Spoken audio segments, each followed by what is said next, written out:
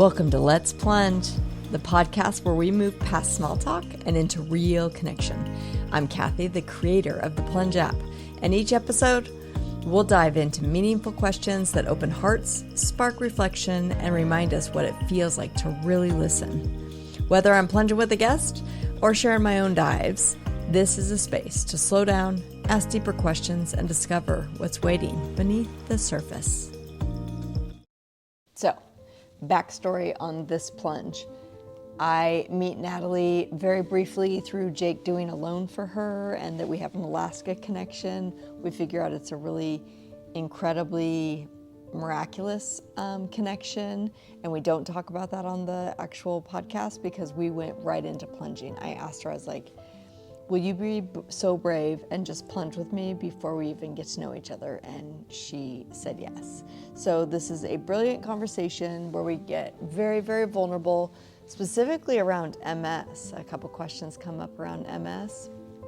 Not so much in the plunge, but because we're in that depth, she then wanted to talk about MS because both of her parents had been diagnosed with MS. So it's a really juicy, vulnerable conversation, as always. Enjoy the plunge, and thank you, Nathalie, for your bravery. Okay, this is literally just plunge in action, where I'm like, we could totally get to know each other through socializing for hours, because we would, and we will. And I kind of want to just get to know each other through the app, which is ultimately, it's about 3 levels. Blimp. What do you do in a blimp, in my terms? You talk sports, weather, food, medical, and travel. Okay. Socializing. We have to do it. It's not wrong. I'm just not meant to stay there. I want to be at least here at this level of like, I like your shirt. You have brown eyes. Like something that tells me we are with each other here. So there's then the potential to go deeper.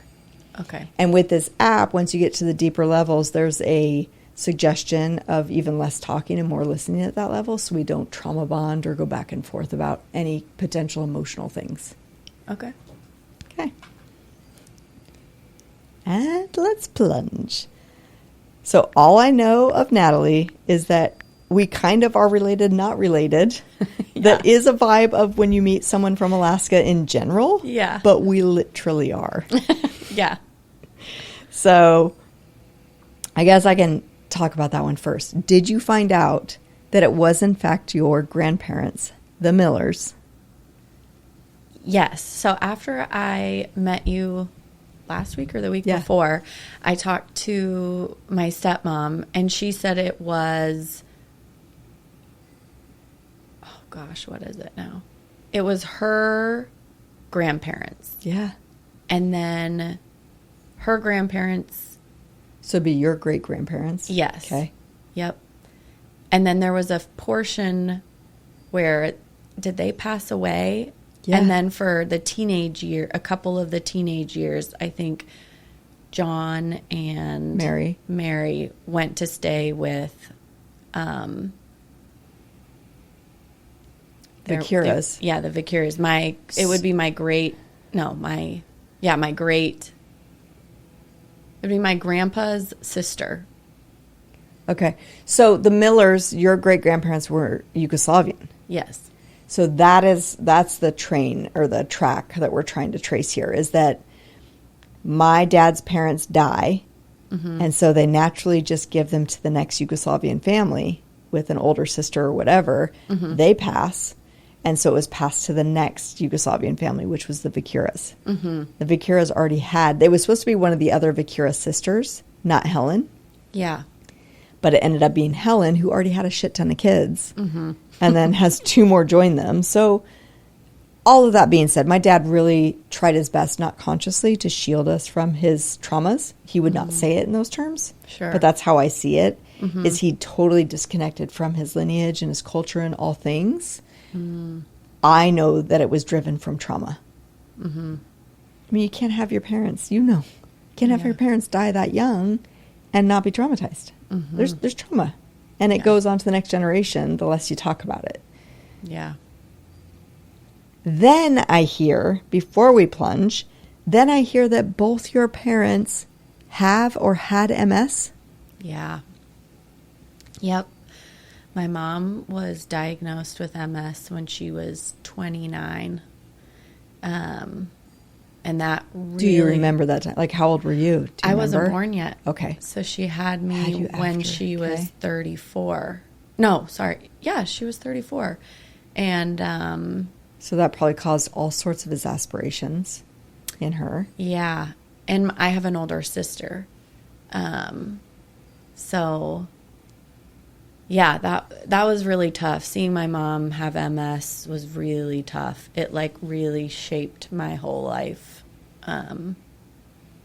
Of course you're meeting me. Are you kidding me? Yeah, when Jake said you had MS, I was like, oh my gosh. And then I was just like, yeah, my mom and my dad. And my dad wasn't diagnosed until much later. I think I was maybe like 16 or 17 when my dad was diagnosed, and it was... I mean, that's one of those stories. Like, what are the odds? Yeah. Are you kidding me? Yeah, and I've kind of buried my head in the sand a little bit about MS. Here I am. Because... I'll bury you. It's just a really painful... I hope to give you another version of MS and a story of MS. This is how you know you're plunging with a mermaid. I just create a lot of emotion. I will cry throughout this whole thing. Tears are welcome. Okay? I hope to give you a new story of another version of MS that is there to go with the pain that you know of MS. And I get to feel the ultimate fear of mine is what you've experienced too. Watch how Plunge is going to bring you back up to the beyond the surface, so you don't even have to feel emotions. Okay, because we're going to go back to that depth. Don't worry. I just know this app helps me. I've been known to be described as showing up to conversations naked, and not everybody wants to get naked with me. Oh, okay. So the app kind of gives me the ability to show some kind of, like, no, look, I can be up here too. And I won't rip you down to the emotions because I show up with, I'll start talking to you and just start crying about something really deep. And you're like, yeah, I didn't want to feel. Mm-hmm. That's a really interesting way of putting it. I feel like I can do that too sometimes. Bring emotion. Mm-hmm. What I know of the journey now, after years of being in this experience of healing my body and being on a healing journey, that is the very essence that makes you a brilliant healer. I think every human's a healer. The whole point of my app is to help people get into the listening so we can be in healer mode. Because everyone can be a healer if you truly are with someone through emotion or talking about something emotional. Mm-hmm. So... but what I've really understood about being an expressive human is that I end up creating a space of vulnerability and authenticity around me that people like to swim in, that I know is a gift, right? It's like the greatest insecurity for a long time as a woman. I'm too emotional. I'm high maintenance. I'm too sensitive. So I learned how to numb up early in life, not knowing all this. If this is my true self, I am a highly sensitive human, and I must have done a lot of masking to not be that my whole life. Yeah. Wow. So this is why I end up bringing huge emotion to everything. Look at this. My app is not even functioning right now. Oh, no. Why, we don't know. Everybody live, you just shut it. Let's reopen it and see if she wakes up. Turn her Sure off, enough. turn her back on. Oh, there Genius you go. technologist here. Start a plunge. So we're going to start a plunge and we're going to do a free dive, which just means I get to pick what stage we're at. Okay. So we'll start in the blimp. Do you like the heat? Yes. To a degree. Not super. Like, what's your top that you're like, too much of this? I mean, ideal is like 80s. That sounds nice. And then I can find the shade and then it's good. Yeah. You know, but yeah. When we get into the 90s, I'm like, oh, I am not used to this. This is not my homeostasis. This is where we talk about Alaskan. This is the blimp for me is when people can get on soliloquies and talk about one thing that I don't want to hear about, which could be weather. Right. And so weather is going to be a huge conversation in Alaska. Yeah. So while we're talking weather, I will bring up weather in this situation of Alaska. Do I like the heat? No, MS related. I'm more sensitive to it now. Did I like it before it was about MS? To a degree. To a comfortable degree. Mm-hmm. But what I notice about Alaskan talk is it's always weather related, dramatically speaking. Yeah. And I, don't want to talk about weather, but I specifically have had to unwind the chaos of Alaskan summers. Mm. The pressure, the ultimate pressure of fitting everything into 3 months. Yep. So having been out of it many, many years, reflecting back into it, I'm like, okay, I'll just talk to you guys after summer. Yeah. Like things are just chaotic and really fast for the summer. I know you're trying to fit everything in and hunting season's almost here and you got to get all that in before you hibernate. Yep. So weather is starting to feel different for me now, not having that Alaskan blueprint on me. Mm-hmm. It's so funny. I'm not out of it yet. Like that's still my memory and all of my seasons are still Alaska seasons, even though I've been out of Alaska for 16 years. But I'm like, oh, I understand that. The leaves should be changing now, and then they don't change. And I'm like, what? Right. And like close to October, we're getting snow soon. Yeah. Snow's going to come down. Yeah. Or like it's still 80. Halloween. I'm like, there's always snow by Halloween. Always. I never had a Halloween without snow. Yeah. The amount of houses I would fit in with my 3 children, just because it was beautiful weather and I just wanted to keep going, we hit some houses. So like, this weather's amazing. Let's keep going. Yeah. I've calmed down about it now. Mainly because I'm not taking kids trick-or-treating. Okay, if you could run any profitable business, what would it be? Ooh. I think my obvious answer, I'll just go first, is an app. A really cool connection app. Yeah, you're living profitable, I'm in. Oh, I don't know. What would I do? Any profitable business, you're guaranteed profit.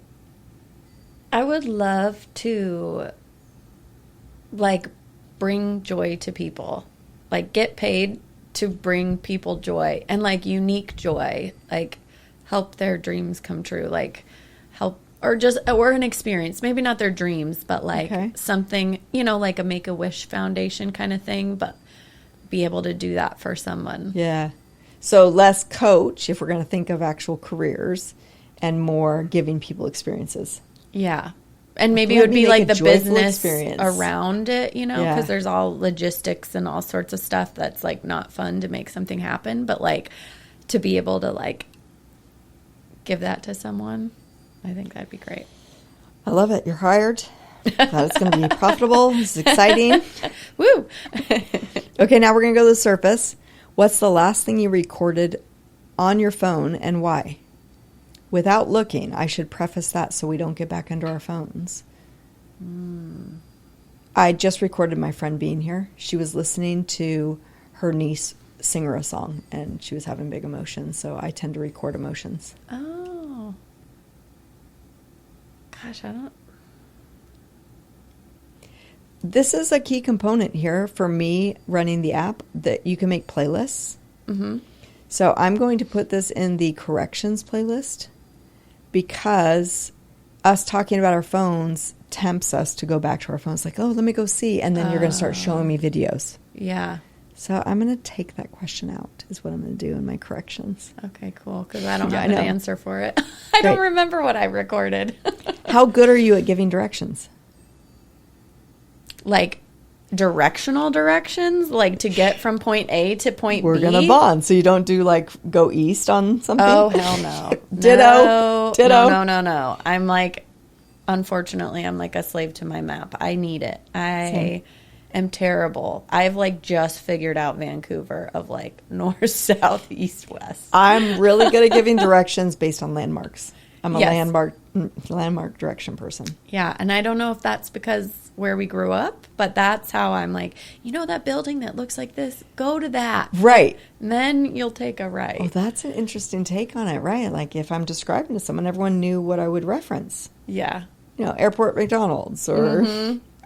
at the Santa Claus house, turn right. Yes, absolutely. But yeah, for like directions for other things, I think I'm probably pretty good at it. Yeah. Great. Do you like change? I think I must. Based on so much change coming in your life? Yeah, or just like I'm at a point right now where I feel like I need change. Like I was comparing myself to some other people, which I know you're not supposed to do. You're human, so we know that now. Yeah. And I'm like, some things I want change. Like I'm not in, maybe there's some like jealousy pieces to it, but like I'm comfortable, but I'm ready to be uncomfortable and just like you have new experiences and so you love having new experiences. I do. So that's what pushes you to like, yeah, I like change because I want the new experience. Mm-hmm. Do I like change? I'd say my most human self is uncomfortable every time with change. Do not like change on surface level, but what's driving the change is this deeper desire for a new experience. And yes, I love change, and I know change is inevitable. And I know in my own awareness and studying myself over years now, being a more self-aware version of myself, I know that I'm asking for change every time I want something new or different. So I'm like, I want this. I want a healthier body. And I always reference when I got my diagnosis, I was asking for a change. I wanted a more smoking body. I wanted to have a better relationship with my husband. I wanted to be an inspiration. Mm-hmm. These are all the things I wanted. Mm-hmm. That just came in a really messed up form of change. Mm. So it's like the cliche saying of like, careful what you ask for. Like, don't be careful what you ask for. Just know that what you're asking for is going to require change, which is going to be discomfort. Yeah. Which means there's probably going to be grief, no matter how happy the change is. Yeah. Leaving the old is sad. Mm-hmm. That's why I run grief circles, because do you? I read a definition of grief, and it was around, it said, grief is any change you didn't want. That makes sense. And I dare say, if I'm asking for change, it's sometimes change you did want. Mm-hmm. But also you're kind of sad you just left that other thing. Yeah. Yeah, I feel like I've had some... I've like judged myself, like, why am I feeling this way when things have happened? Like, things should be better. Yeah, like why am I feeling this like sadness or this like, and it's probably a grief that I'm feeling. I wish we had more education when we were little on these basic human things, like, hey, grief, change is hard. Mm-hmm. There might be a little grief involved, no matter how good the change is. Mm-hmm. Just so we know it could be a thing, and we're not putting it in the I'm a flawed human category that we'll have to unpack eventually. I'm here to tell you you're not flawed by having sadness through change. Great. Okay, at the depth level, this is what it says. This is the depth. Listen fully. No advice. No back and forth. Just presence. Snaps and heard are all that's needed. Not fun. And I just read that without my glasses. How do you feel in a crowd? We don't have to specify what crowd, just a crowd in general. I feel pretty energized. I feel like there's enough people that the eyes aren't necessarily on me, and I can be more I mean, I guess when I'm in crowds, I'm thinking of like a show or and I love to go see music, and I love to dance, and And you were just referencing the event you went to, and that was a crowd, probably. Yeah. With the bowls. There was like, maybe like 25 people there. Yeah. But so not like concert crowd that we're talking Yeah, to. no. Okay. But I feel pretty good in a crowd. And after I leave something with a lot of people, I usually feel good and excited and like have a little buzz in me. Heard. Yeah. I'd say historically, I feel very similar, that I get energized by crowds. I love crowds. I also grew up knowing I was in a fishbowl, and so it's performative. There's a performance piece being in a crowd for me historically. Now, being a highly sensitive human and being a disabled human, crowds are very different. I feel unsafe in crowds. I feel overwhelmed. And so I've built a lot of practices to help me feel just the feeling of a lot of humans around me and that high energy vibe that I can't always feel if I'm consumed or in my head about my own experience. So I'm trying to get back this interesting timing of a question of like, I want to feel a little bit different vibes of being in a crowd that I used to feel. I wonder if that could return without having expectations to return to it. Awesome. That's Plunge. Cool. So a lot of the times I'll use Plunge at the end of the day. Let's say I meet with you. Jake is actually literally on a plane right now going to Nome. So, but normally if he knows I met with you and then I had Ruth and there was all this depth in the day, it's hard to go back and forth about what'd you do today? He's talking loans and people he helped and doing. And I'm like, I'm still in the emotional state of like, I have a lot of emotions. So yeah, we do reverse dives. So if I know I'm having a hard time going back and forth or really truly listening to him without being in my own depth, then I'll just say, hey, I need a reverse dive. And so we start with a depth question, get up to the blimp, and then I'm able to talk details. Oh, okay. Interesting. That's cool.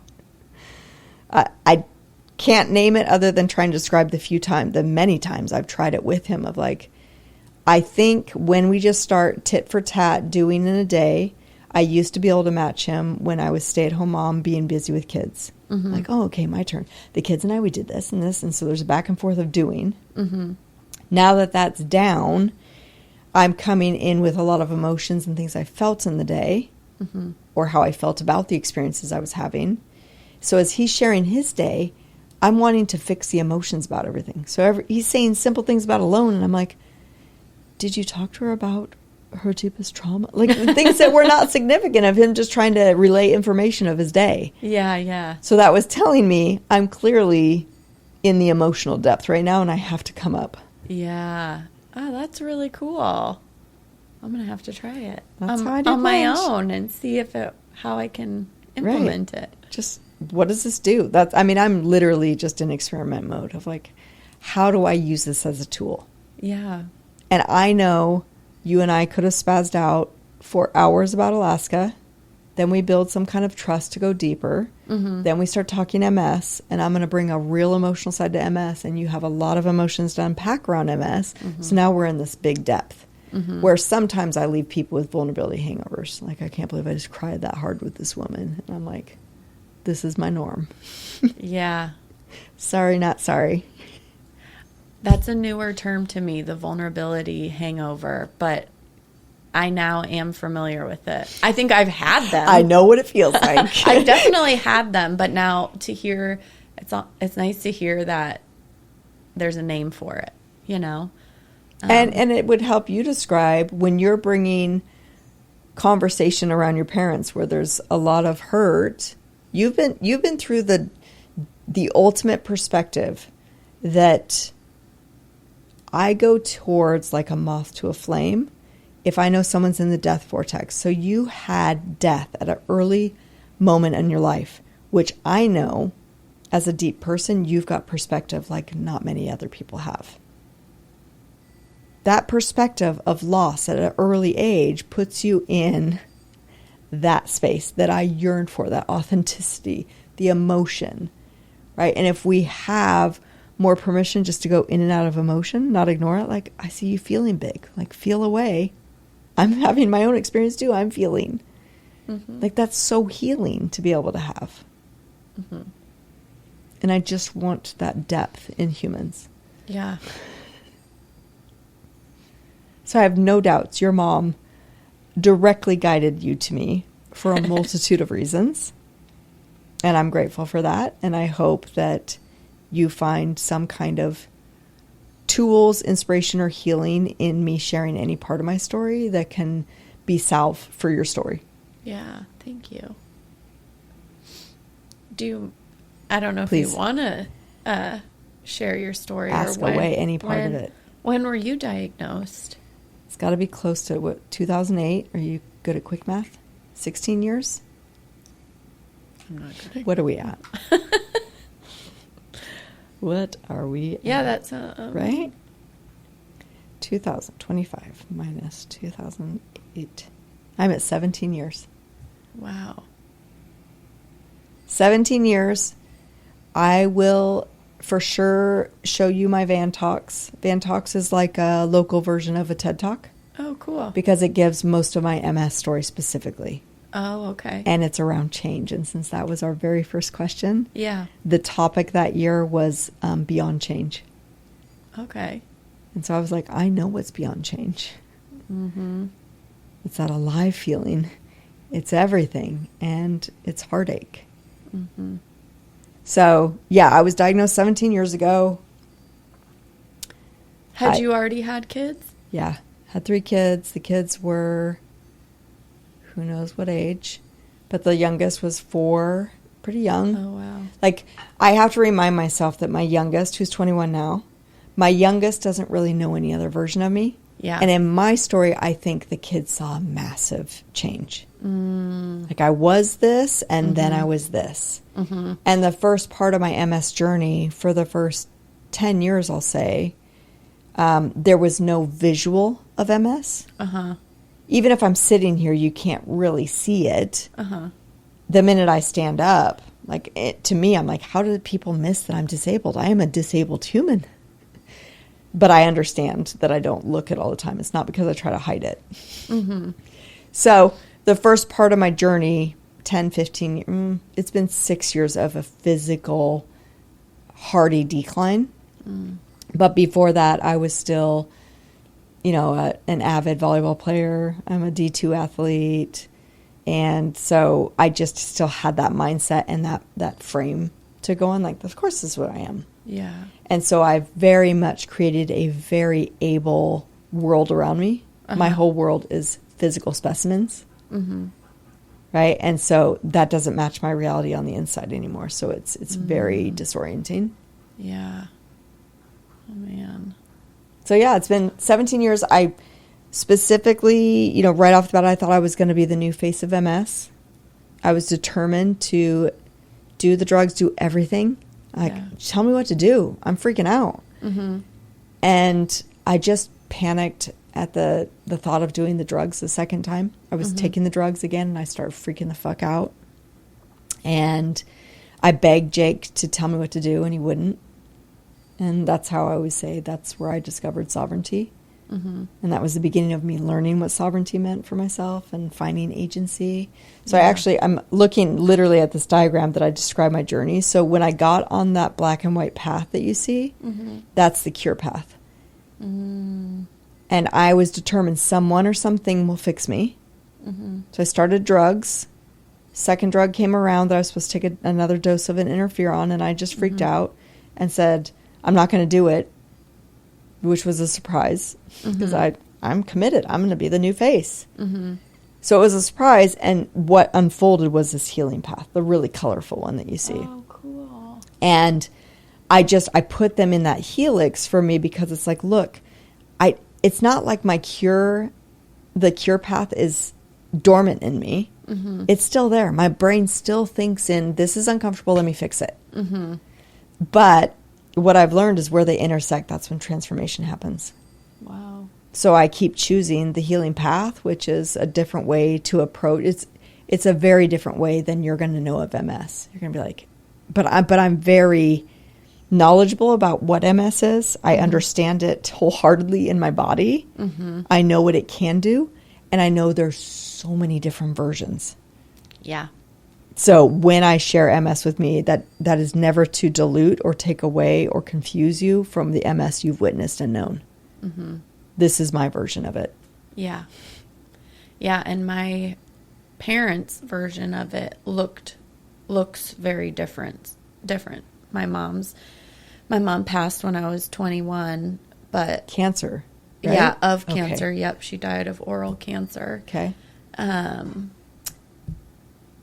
But growing up, like, she was in a wheelchair my whole memory. So that's all you've known of your mom that you remember. She was in a wheelchair.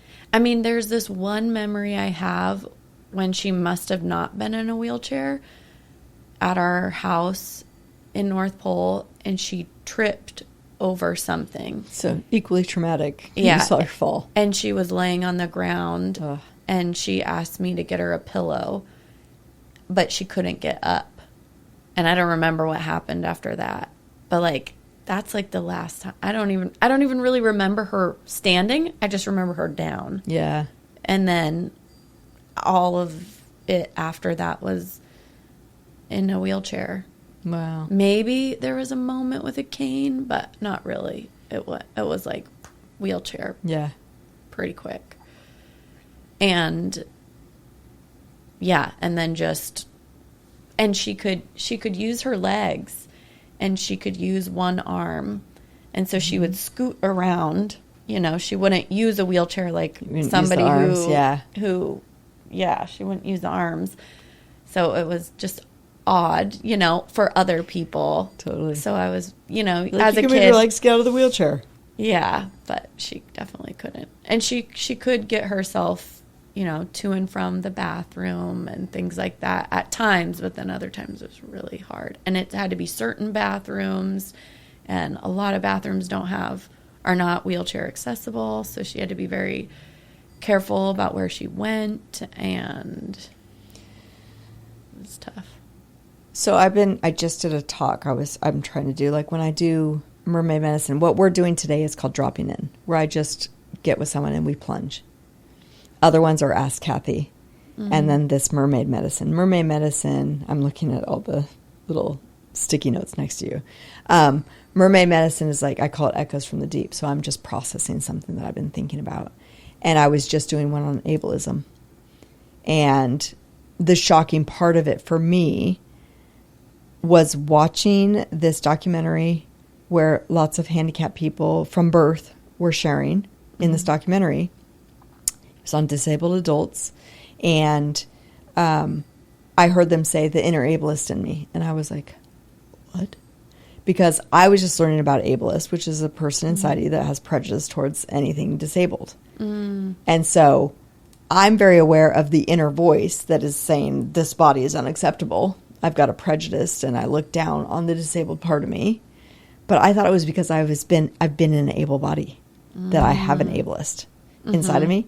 So to hear Handicap for Life individuals say that they have an inner ableist, I was like, oh. Yeah. They have one too. Like, no wonder this is so hard to get a hold of, you know?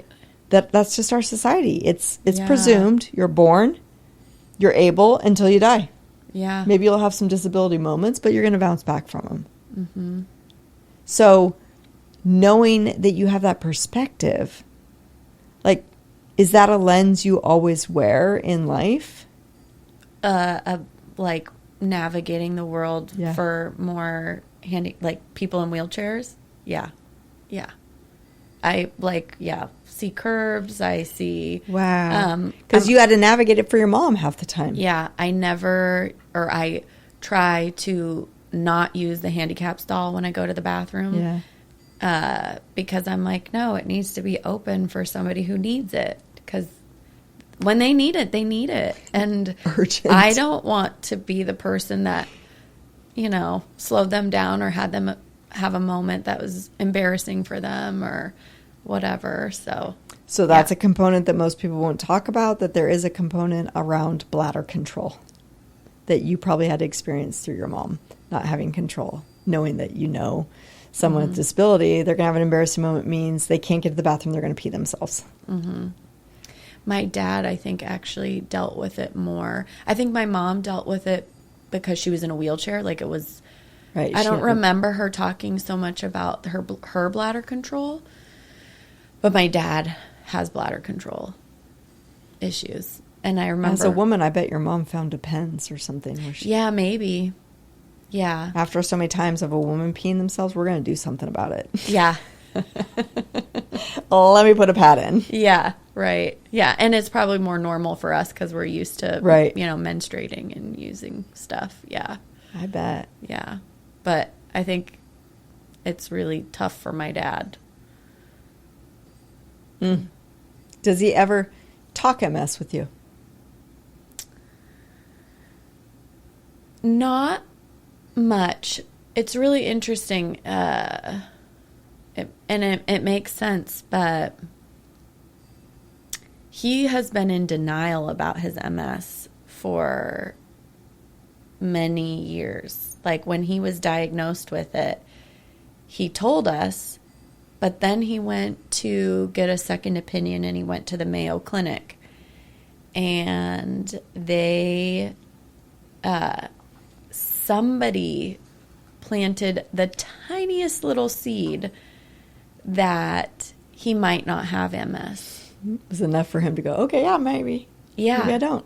So then he came back from that doctor's appointment and told everyone he didn't have MS. So for many years, we thought he didn't, or I thought, I mean, Chris might have known, but I thought, and I think my sister thought, that he didn't have MS. And then it wasn't until COVID, and I was in Hawaii with them, and we were talking about something, and he's like, well, yeah, something MS. And I said, what do you mean? Wait a sec. What do you mean MS? I said, Dad, I thought you said you didn't have MS. Yeah. And he was like, well, and I'm like looking at Chris, and she's like, so not only denial, he was shielding you from it. Yeah.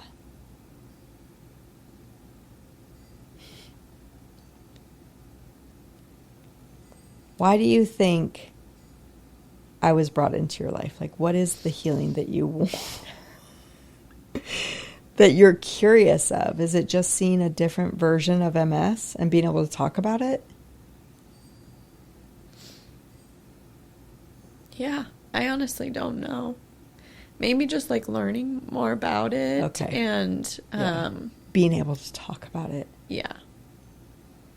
Because I know unconsciously what my kids will deal with, what I imagine you deal with, correct me if I'm wrong, is the ultimate fear driving you of like, is this going to happen to me?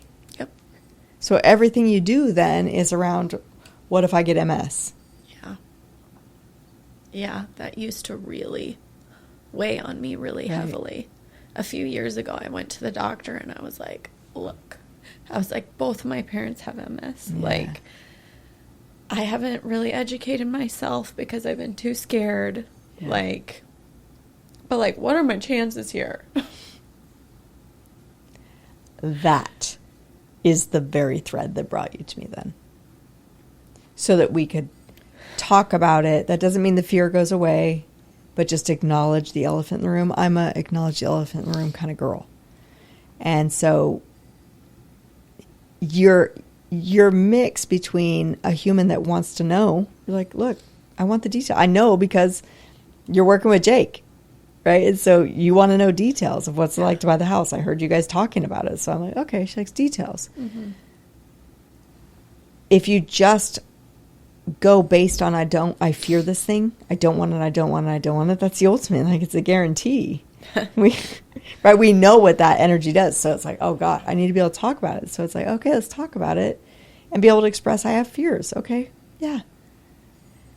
What I wish I would have grasped from the beginning of this journey that I'm grasping now along those lines of denial, going on this healing path, someone or something will fix me. I started a whole center, Live Everything Mindful Center, based on the things I was finding that were going to make me the healthiest person I know. So everything I'm doing, I think, is preventing MS. 6 years of decline, and I'm still disabled. I wish Spirit themselves would have told me, you're in no way in control of this. You're going to think you can control this. All I want you to know is that you're in control of how you receive, how you think, and how you respond and feel about things. And that's the journey I've been on, to get the tools to understand my body going through an autoimmune is no different than the autoimmune in your body. Mine is extreme, as you know, but it's no different than, I say no different, that's probably too dramatic. It has the similar vibes to me as aging. I'm just aging times too many, right? Times 10. I shouldn't feel like I can relate to the 80-year-old when I'm 50. It's no different than the woman's journey. It's no different from when I had kids. The kids and each birth was preparing me for the aging process, or I can say my MS journey. It was giving me the tools, the self-awareness, and what I call now, and I'm in the midst of writing a book, which could last for 10 years, I could be saying that, on agency. Because MS has given me agency. My journey with MS, trusting my own body, learning to love my body as it is, and also working with it. Like, what am I going to do medically speaking? I do mind, body, soul. I am not anti-Western. I've taken a very, very Eastern path. That was not conscious, not because I was driven, because I don't like Western. Western is amazing, and it's going to do very little for autoimmunes. Unless you have a very cookie cutter version that says, I have this pain, help me get rid of this pain. For my journey with MS, because I don't typically have to describe it from pain, I'm able to describe it like I have an octopus on my side. My feet feel like they're frostbitten. They're warming up and they burn. And so my community around me, I'm able to express those things. Yeah. I don't believe my dad had that. And so everything he described about his journey was pain. Your dad had MS? Not MS, but everything under the sun. So wow. The MS runs on my mom's side that they know now. But they didn't know that when I got diagnosed. My mom was denial, like, I don't think it runs in our family. I'm like, it's an autoimmune, and I know there's autoimmunes in this family. MS is no different, dramatically speaking, as hyperthyroid. It's the, rheumatoid arthritis, thyroid disease, diabetes. They're all in the same family. It's just a matter of what the immune system does under the drugs, in my view. My immune system sits in my stomach because the stomach lining eroded away because I was eating the food that wasn't right for me specifically. Fill in the blank for everybody else of how they're supposed to eat for their body. So my stomach lining goes away, starts drugging my immune system. My immune system gets all whacked out, cracked out, and is like, let's go attack the enemies. So it sees my spine and my brain as the enemies. My friends that have Hashimoto's, the immune system is attacking their thyroid. The joints, right? That's all autoimmune to me. I just get to play in the land of this extreme one that there's no cure for, so that I can keep studying the shit out of it. But what am I actually studying? I'm studying this body. So I take a very different approach in how I see disease. I know why it came into my life. I'm grateful for what it's taught me. I understand it. I trust it. That doesn't mean I always have an easy time accepting every aspect of it. Yeah. I still throw my fits. I'm still uncomfortable. I still hate that I can't get up and feel safe in my own body. So, but on the bigger picture, all zoomed out, I'm like, I can trust this. It's giving me everything I wanted. It's guiding me into everything I was meant to go towards that I never would have. And I think people got a taste of it with COVID, a taste of what MS has brought to me. Those moments when COVID was there and you finally had permission to say you didn't want to go to the funeral, to the wedding, to the whatever it is that you think you should go to, you all of a sudden had permission. You're like, you know what? I'm going to take it. I'm going to be safe here. I'm going to stay home. That was the gift of COVID. Check in with yourself. Check in with that agency. What do you actually want to do? MS has amplified that for me. Wow. So everything I wished for, that I was saying, all the changes I wanted, it came in the form of MS. Don't ask me why I was able to have that perspective from the beginning. Yeah. Oh, I have so many questions for you. Throw them out. I love questions. Is it hard to talk about, or was there a point in time where you didn't want to talk about it? Or specifically, like, say, with your kids, like, if I'm going to see my dad soon, and I would love to, like, plunge with him and just hear, that's going to be your ultimate you? tool. Is if you can plunge about something else, you can start with the comfort of the blimp. That's the safety zone. And then slowly get to the surface. Then you can talk about those deeper things and get a little practice with a few questions that have not MS related, but he might bring something up, especially if you don't respond or feel like you need to do something or your feelings are hurt, right? Like and you can even preface to make it more about specific to you. Like, Dad, I want to get to the depth, and I want you to know I'll probably cry, but it's just because tears go through. I'm not sad for you in this moment. Like, because that's where he's going to shield you from it. If he starts talking about it and you're crying, he's like, oh, I don't want to make you cry. So he's going to learn not to share it with you. Yeah. So I can't speak for him specifically, obviously, because he was in denial about it. So I know some part of him really doesn't want to talk about it. I don't know if it's that he doesn't want to talk about it for himself or he was shielding you. What I want personally is, please, my family, everyone I run into, just speak on the obvious. I see you're struggling. I bet MS is hard today. Is it? Like, just talk about the obvious. My God. Okay. That's all I want. Yeah. But I know I am a little bit of a siren in that, like the scarier mermaid. So I'm like, talk about the thing, but that could throw someone else really off. To me, it alleviates the pressure I'm putting on myself that people aren't really seeing me for who I am. Yeah. Or how you're experiencing. Yeah. How different is it day to day? Like, when you're struggling, is it like... First is it thing like I think one of, day and then not the next day? I think like, historically, like beginning stages of MS, because, they do the relapsing remitting talk that you might remember. And so there is more of a wave. So historically, maybe I had one side of my face went numb, but that one returned. So that's the relapsing remitting part. That being said, I have... the numbness started in my 2 fingers and it crept over my hands and into the other side over like a week. And that's how I ended up going to the emergency room. Like, I was an athlete, so something's really wrong. Yeah. So I had a miracle diagnosis in that way because I had a husband that was backing me up saying, look, she's not crazy. This is not her being hypersensitive. Yeah. She's saying something's wrong. So I just happened to get all the tests that showed I had MS. So magical diagnosis. But started in 2 fingers. What I can say over 17 years is that numbness never fully came back in the 2 fingers, and it's just crept and crept and crept. So this hand, yes, looks functional. Even I can do things with it. Unreliable. I will stab myself. I can't totally control picking up things, and that's gotten progressively worse and worse and worse. But again, I don't have pain, so I can't really gauge, today's a bad day. Oh, okay. Mine is about balance. So when I'm putting my prayers up every day, right, I just want more balance, stability, and feeling of strength.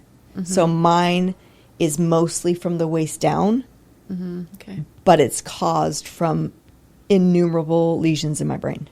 Okay. So I have lesions on my brain and my spine. So in MS, the immune system attacks the brain and the spine. And it just eats through the myelin sheath. Yep. So as much as, like, I'm having new awareness just this year, these last few months, let's say, that I was sitting in this office with someone, and I always do my hands like this because his name is Jim, and he was in a wheelchair, and he has a really fancy one that when his butt goes numb, he can go back. And I don't have many handicapped people in my life, and I've shielded myself from MS in a lot of ways, unconsciously. I don't have a lot of people in my life that have MS. Because I'm open to it, I attract someone like you that's like, oh, of course, let's talk MS.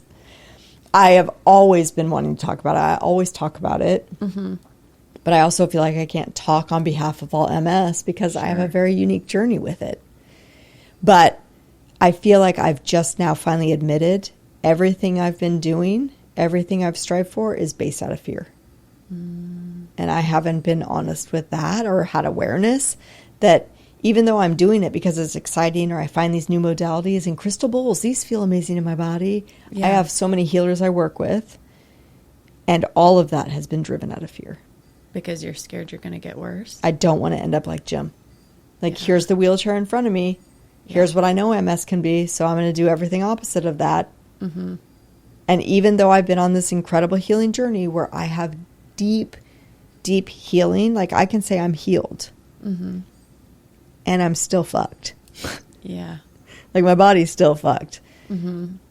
I think at some points for my friend Jim, he'd say, I'm not healed, I'm close to healed, and I'm fucked because his mindset. But now he would not say that because he's on a different journey mindset-wise because Western quit on him.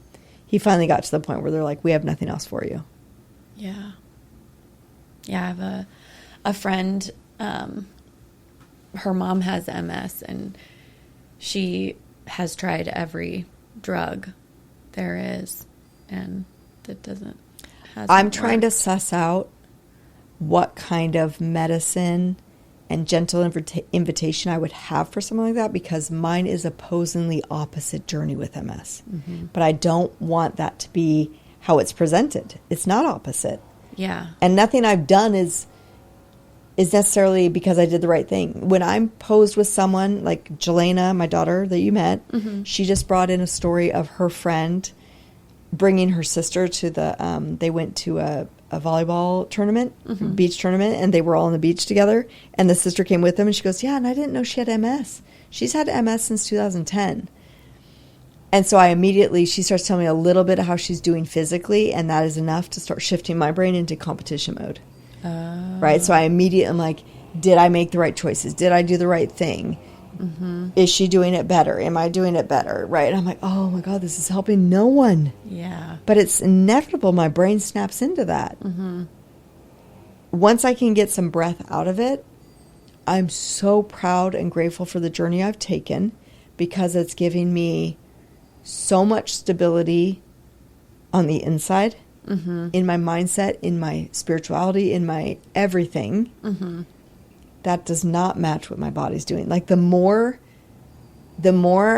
I feel on the inside, the more sensation, like weird sensations and energy. Like, could this have been energy the whole time that I was feeling, the buzzy feeling?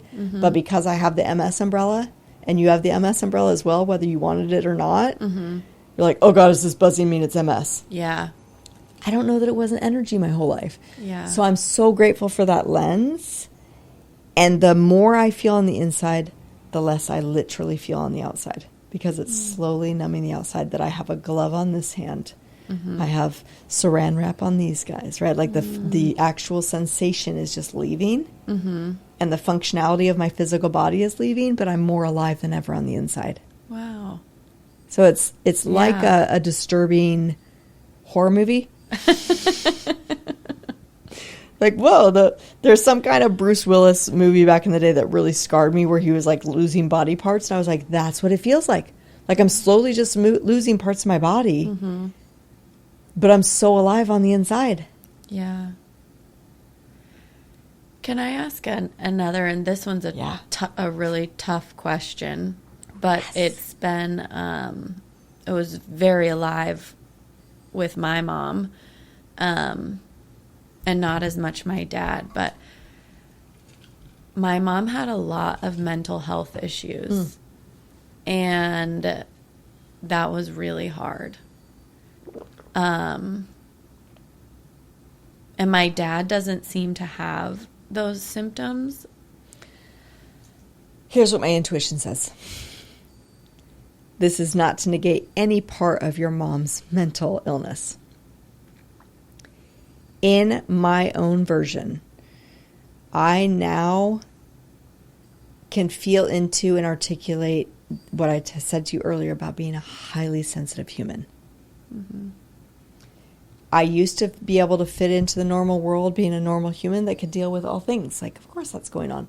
Now I can fixate on, oh, what's that noise? What's that distraction, right? It's hard for me to track. Some of that is because there's lesions in my brain.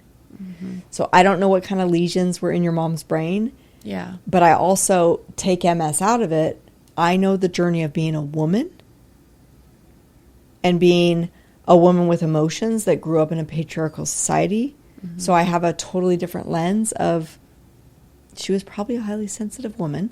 Mm-hmm. Don't know what's in her history to have mental illness, but if she never had the ability to have someone come into her life and listen to her, or a doctor pay attention, or a man say what you feel and what you think matters, those are all things to build up to what is seemingly all about MS, but is it? That's where my intuition is like, is it all MS? Yeah. It's so hard to like uncouple all of those things and like peel it back and just isolate this one thing. Yes. Like we're not just that one thing. We're so complex and we have so many things we're dealing with simultaneously all the time. Once the MS umbrella went up, every nuance that I was thinking, feeling, experiencing went under the MS umbrella. Mm-hmm. So it takes work for me to really truly stay curious about the alarm without me obsessing and not negating it, but just labeling it really fast. Mm-hmm. I guess just labeling it. For me not to label it, that's an MS thing. Mm-hmm.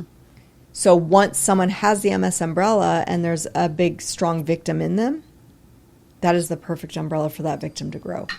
Mm. It's really easy to go into victimhood with any kind of invisible disease to other people. Yeah. In my own personal experience. Yeah. Like, I know I could let the victim take me over. I know if I needed you to understand more deeply and you just weren't getting it, that I would just talk pain and how hard it is, and I would go into victim mode. Mm-hmm. I need massive tools that I've gathered to keep me out of victimhood. Yeah. Yeah, I think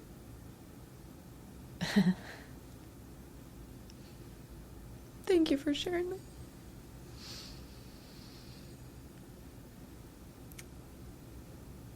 I really admire my mom because even though her life was so hard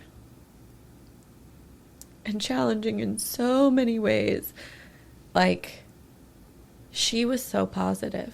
Mm. Like, she struggled with so much, but she was so positive. And maybe it was just when she was around me, I don't know. But man, she worked hard. She was always giving back. I think that's what you're going to get a glimpse. I have no doubts, and I would be honored to hold that mirror to you, that this if your mom was born in another time, this could be her. It's not to negate any part of her journey, but that you could see that strength and that amazingness that is her. Like, I don't try to be positive, but I know I get that reflection from people. It's just how I'm built, and it was probably how your mom's built, of like, okay, this is hard. I got to keep going. Yeah. Yeah. She, like, did not stop giving back, even though she was so stoved up and all these things. Like, she volunteered at my elementary school. She would help kids, like, practice their reading. She was, like, part of the PTA, but, like, she couldn't drive. She couldn't get any places. She relied on public transportation, but not regular public transportation, right. Wheelchair transportation. Extra patient. Yeah, and, like, she would get left places, What is her name again? Candace. I will forever... You didn't tell me that before. I thought I'd asked you before. I will forever have her spirit within me, just like the gym perspective I was sharing. Is like, what would Candace do? Because I feel like in those really hard moments, I'm so...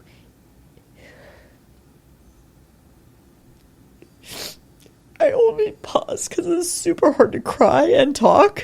Yeah. But I really want to cry and I really want to talk. I'm here for both of it. So in those moments of I'm so consumed by this is so hard and I can't do this thing, it's like just knowing Candace vibes are there, or watching of like, I hear that it's hard. I'm holding your hand. You're going to do it anyway. Like, I'm going to do it, but I want someone to hear how hard it is too. And that's something she probably couldn't get out. It didn't do any good. Yeah. Right? Because if she's going to tell you, it's just going to burden her kids. I know what she's thinking as a mom. And I don't try to shield so much from my kids. I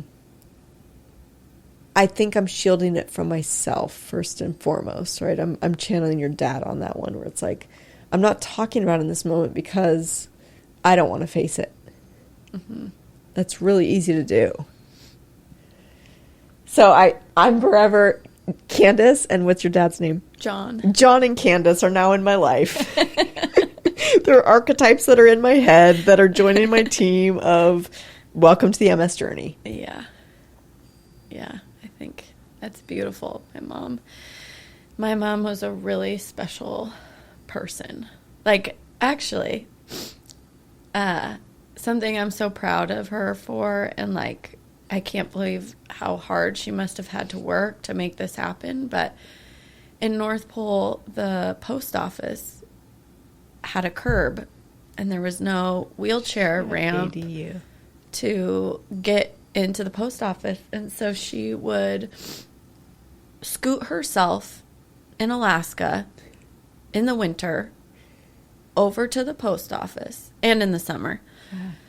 Scoot herself over to the post office, and then she would have to give her keys to someone else, a stranger, whoever was around, or wait until someone came around to go in to get her mail, which just breaks my heart.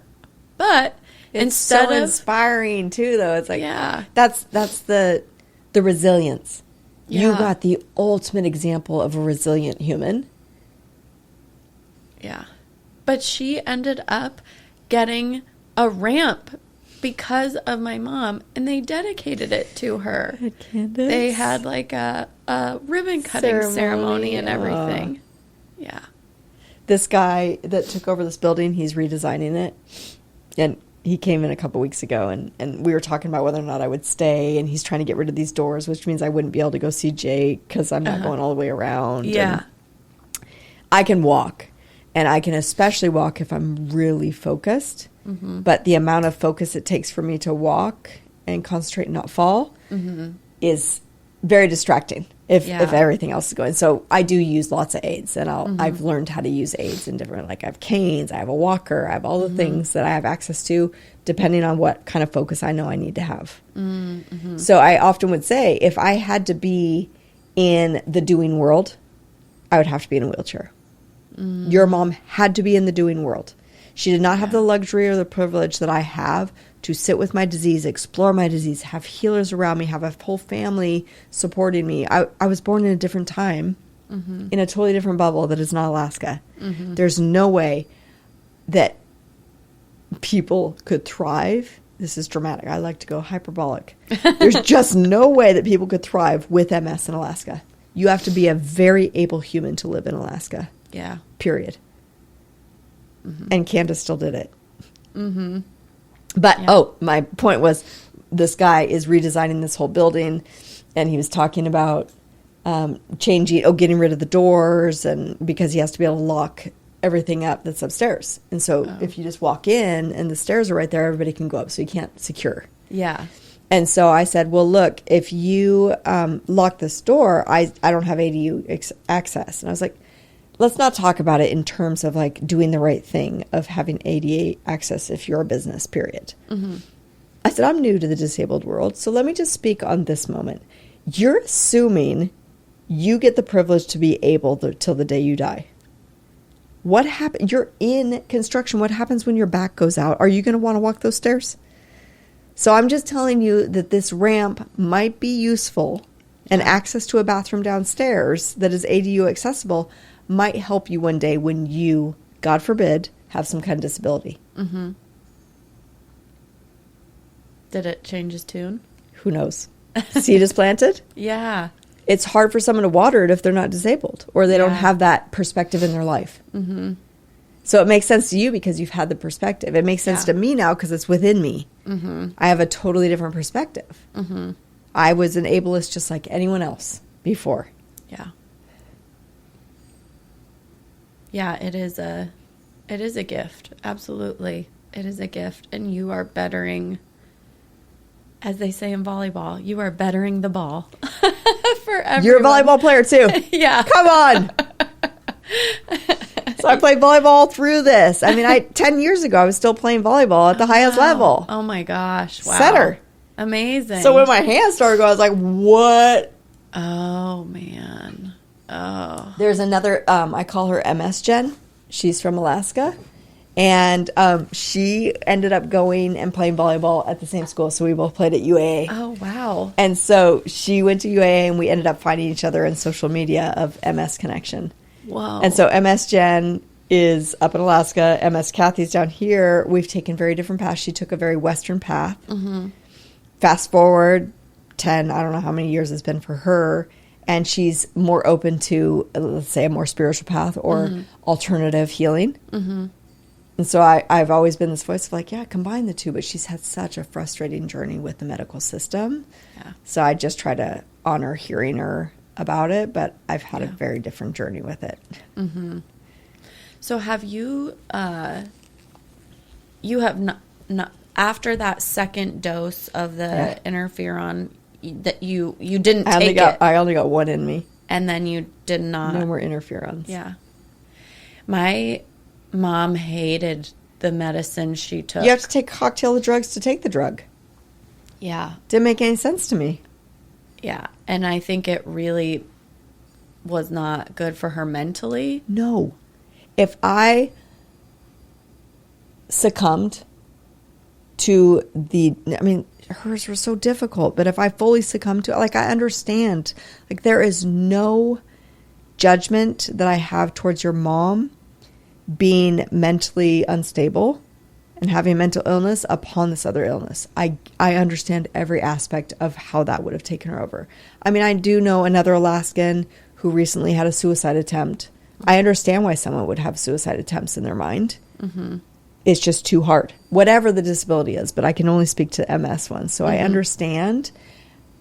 Who knows if your mom would have had mental illness without MS. Right. Right? Like, I can say I've got mental problems. I've been suicidal. I've been all these things that had nothing to do with MS. Yeah. Yeah.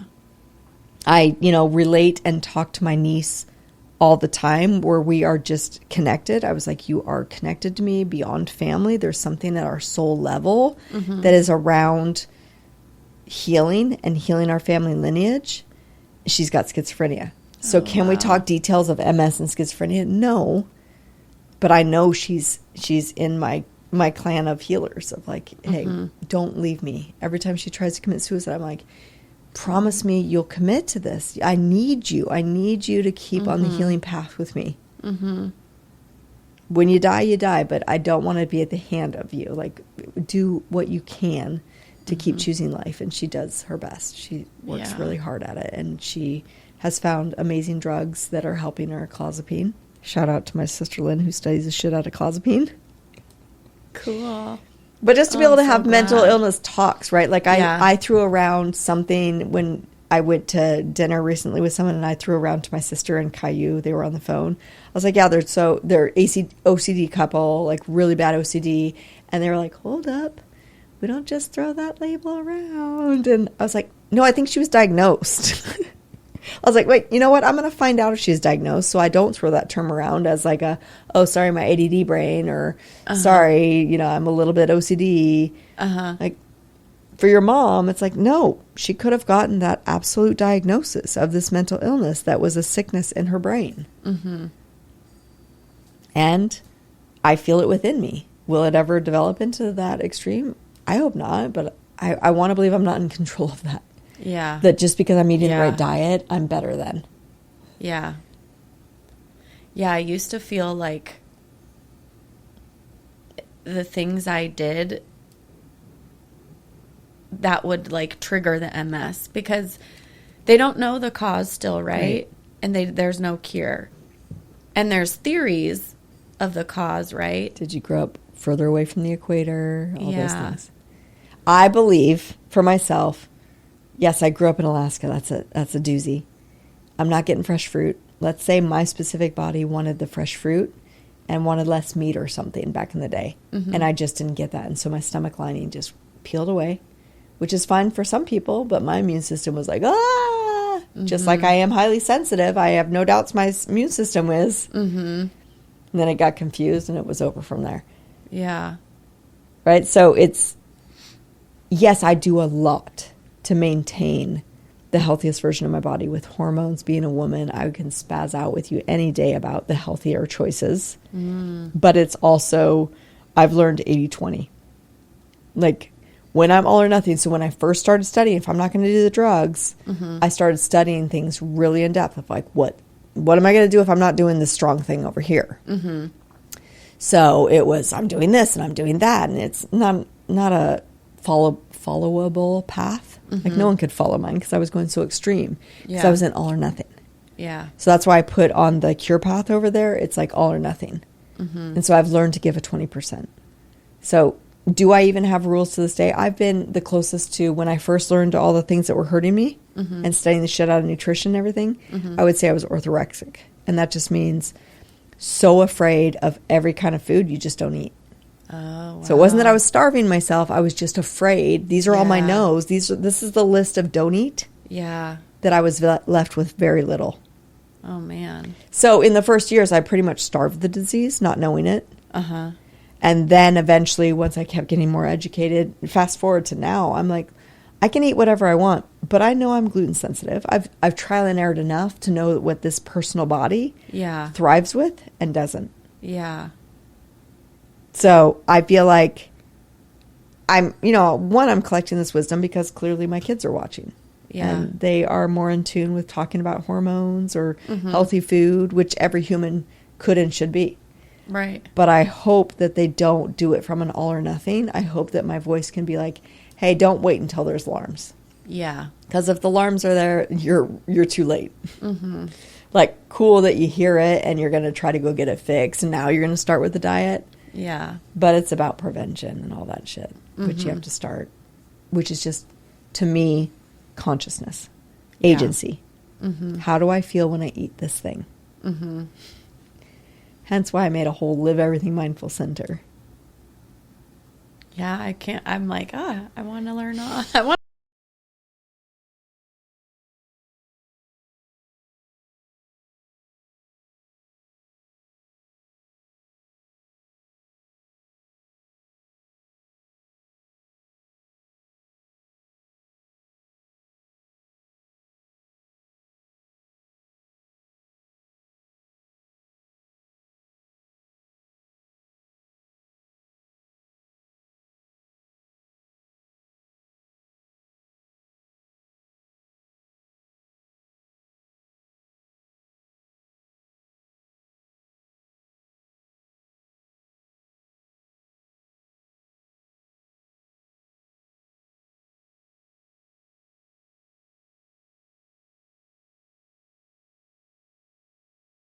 That doesn't happen to be in religion. And I've found that through this journey with MS.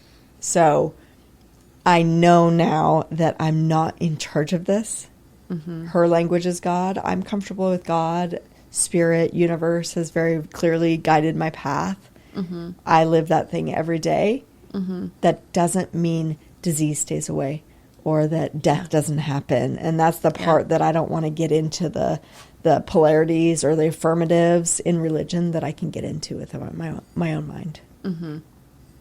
Instead, I'm like, wow, Spirit's here, totally guiding me. Oh, and bald eagle again. Like I live in signals and symbols and know that I'm guided at every turn. And I just want to keep adding that to my journey of like, I'm not in charge of this without going into so much God talk, but relieving myself to think I'm controlling every aspect of this, especially when it comes to disease or whether or not you get a disease. Mm-hmm. You weren't in control of having chosen the parents you chose. Your soul chose them for a reason. Yeah. That's very comforting. The amount of perspective that they've given you, that you've, whether or not you've consciously taken it on, I hear it and I feel it in you. What a fucking gift. And that's all to just help support you in this human experience. Mm-hmm. You have the disabled lens on. Who even wears that? You have the perspective. Like, I think the beauty of something I heard very recently was that someone had said, the alarm, the disease, the suffering happens in the person that's brave enough to heal the family lineage. There was some kind of words around that really validated and resonated with me of like, oh, I'm the brave one. The ancestors never had this opportunity. Mm-hmm. Even your dad's still living. He didn't have the opportunity to explore the things Kathy Carlisle has explored because that was snake oil shit and that's crazy talk. And he did his best. Mm-hmm. So that's where I can always help people go, look, your parents did their best. Mm-hmm. We're now in a time that we get to have this information. We get to do what we want with it. Things are less taboo. Yeah. I'm free and safe to share my emotions. Mm-hmm. I'm in a white body. I have a lot of privilege to be able to explore things that not everybody can explore. Yeah. So I want to use that to the best of my ability to be the most healed self. And to me, that is purpose. Mm-hmm. It's not in what you do. Mm-hmm. It's not in what I've created or what I've done with LEM. It's my very presence that I've had the bravery to cry in front of humans. Yeah. That's given other people perspective and chance to heal. Yeah. Oh, that's so beautiful, Kathy. I just don't know quite how to get paid for that. So